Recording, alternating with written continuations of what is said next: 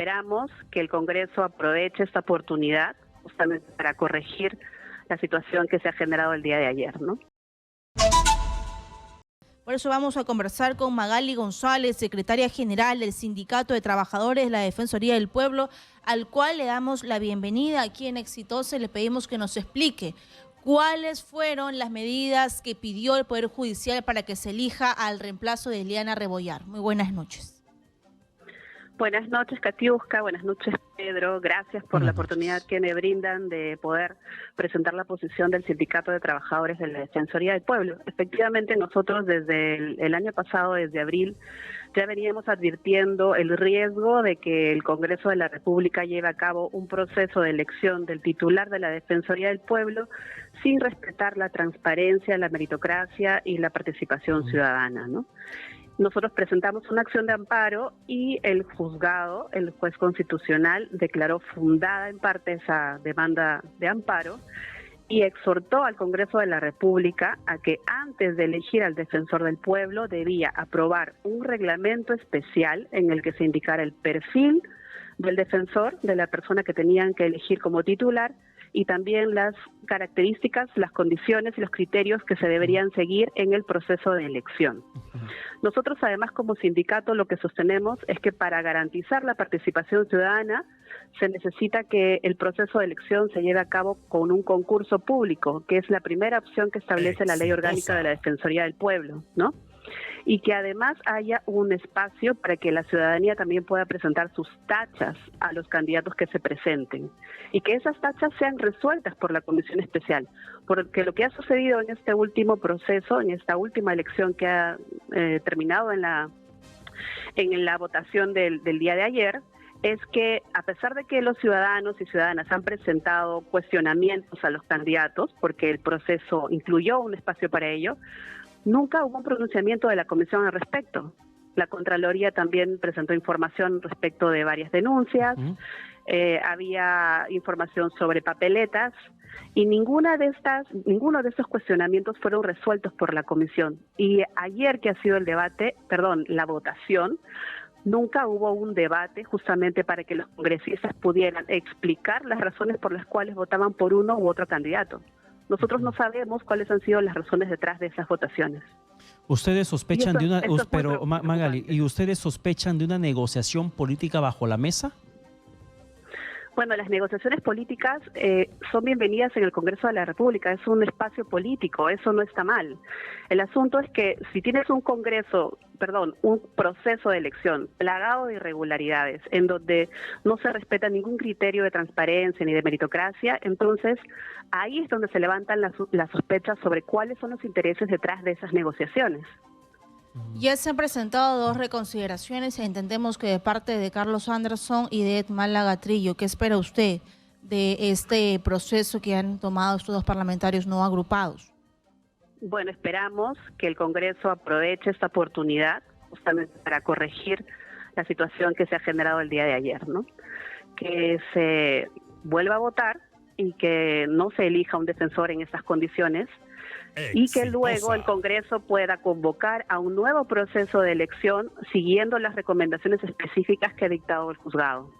Sin embargo, el gobierno está finalmente favorable a esta decisión. Ha dicho que van a trabajar conjuntamente con el flamante defensor del pueblo.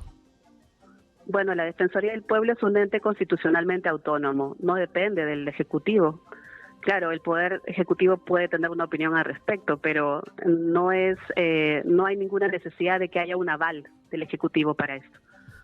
Y supongamos de que el Congreso no reconsidera porque al parecer ya hay acuerdos políticos y sigue Josué Gutiérrez como el defensor del pueblo. ¿Cuál sería el siguiente paso que ustedes van a tomar? Bueno, nosotros como sindicato, como organización, como gremio, ¿no?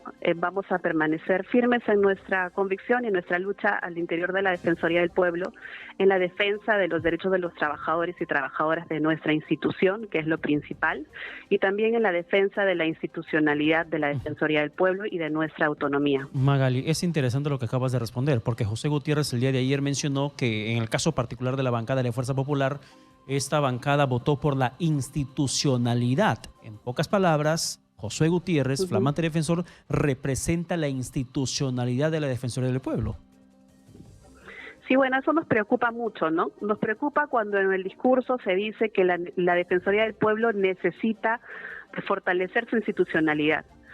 Creo que todos hemos podido ver el resultado del trabajo de la Defensoría del Pueblo durante estos últimos meses, por ejemplo, ¿no? Hemos estado presentes en situaciones difíciles para el país, acompañando todo lo relacionado con las protestas sociales, también por la emergencia climatológica, ¿no? Natural. Y la Defensoría del Pueblo es una institución absolutamente fuerte. Es una institución que tiene una trayectoria clara, que no necesita un fortalecimiento institucional. En todo caso, lo que necesita es mejor y mayor presupuesto para poder ampliar sus acciones, ampliar sus actividades y poder llegar a más lugares y a más personas que necesitan realmente de la intervención de la Defensoría del Pueblo. Escuchaba en el debate del día de ayer de que decían que tenían que elegir de una vez o a José Gutiérrez o al señor Rioja porque querían de una vez que salga Eliana Rebollar, que su trabajo no les parecía a algunos parlamentarios, que había ido en contra de la Policía Nacional y en contra de las Fuerzas Armadas. Incluso la habían calificado como caviar. ¿Cómo toman ustedes estas opiniones de algunos congresistas de la República? Bueno, como gremio nosotros estamos firmes en señalar que la institución ha mantenido su compromiso por respetar y cumplir su mandato constitucional. Es lo que hemos hecho. Y creo que es importante también que lo sepan los congresistas, que la Defensoría del Pueblo se debe a ese mandato constitucional, que es la defensa de los derechos fundamentales y la supervisión de la administración pública. Entonces, en esa labor, necesariamente van a haber momentos en los que vamos a estar seguramente en discrepancia con poderes fácticos, con entidades que van a cometer abusos eventualmente. Y eso es parte del rol de la Defensoría del Pueblo. No se puede pensar en una defensoría que esté siempre de la mano con el Poder Ejecutivo o de la mano con el Congreso. Eso sería desnaturalizar la función de la Defensoría. Pero hay un detalle importante. Como bien mencionas también, que se desconocen los niveles o los acuerdos de estos consensos políticos que se han generado el día de ayer para que terminen eligiendo a Josué Gutiérrez. ¿Temen ustedes como sindicato de la Defensoría del Pueblo que termine finalmente politizándose esta institución, que el flamante defensor del pueblo José Gutiérrez se dedique a hacer pagos de favores políticos por la venia que le dieron las bancadas? Exitosa. Es una preocupación que parte justamente de la forma como ha sido elegido, ¿no? Por eso es que nosotros hemos insistido en la necesidad de que se haga un proceso transparente y el Congreso tiene la posibilidad todavía de corregir esta situación. Nosotros confiamos en que así va a ser.